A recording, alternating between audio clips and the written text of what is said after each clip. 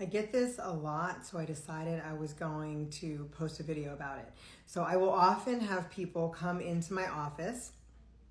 They want to put together an estate plan because they want to make sure that the state doesn't get all their money or all their assets when they pass away. I think mainly they're thinking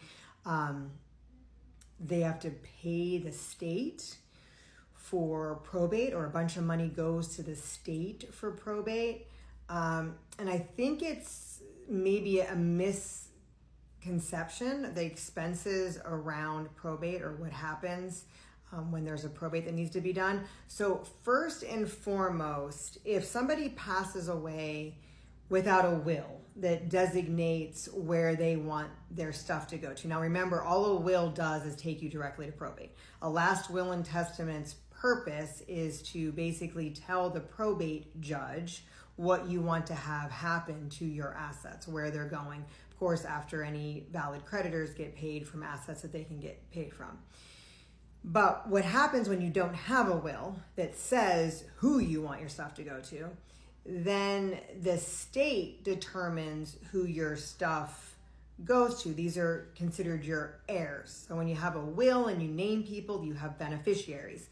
When you don't have a will and you don't name anyone, you have heirs that get your stuff. So depending on if you are married, if you have kids, if neither of those, are your parents alive, do you have siblings, there's all sorts of people who could inherit from you as your heirs, depending on your specific situation. You might not want those particular people to inherit your assets, which is why you want to do a will.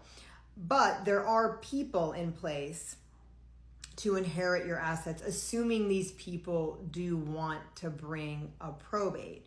So, let's say you pass away and you don't have any children, you don't have a wife, and your parents passed away, but you have 2 siblings.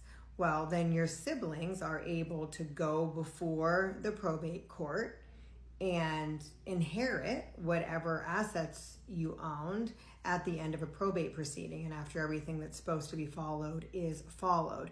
Now, in that scenario, maybe you didn't want your siblings to get your stuff, so that would be a purpose to have a will, but they would get your assets, not the state, as long as they're actually bringing a probate process. And then the people who get paid during the probate process are, one, the attorney. There's legal fees involved with a probate. And depending on the type of probate and the value of the assets, the amount of assets, the amount of beneficiaries, there can be all kinds of things to determine what an attorney is going to charge. But an attorney charges legal fees for probate. And some probates, they can be very high. A lot of times attorneys follow guidelines which say if an estate is valued at up to $1 million, they can charge 3% of the fair market value for the assets. Or sometimes they use another method, basically based off of how much work it's going to be. But the attorney gets paid for their service. Secondly, if you're doing a formal probate, whoever ends up getting appointed as the personal representative, it's also known as the executor, but whoever the court appoints as the personal representative, they're also entitled to reasonable compensation should they take it, right? So if they choose to take it, the personal representative can also get paid. So the attorney gets paid, the personal representative gets paid. The state does not get paid unless, of course, the state is somehow a creditor in your estate, meaning they're owed some money from you. But I bring this up because I hear this over and over where people will come in and say, I don't want my kids to have to pay all that money to the state to go to probate, or I don't want the state to take a bunch of money from me when I go through probate. Can I do a trust? I want to avoid probate because I don't want the state to get all my money.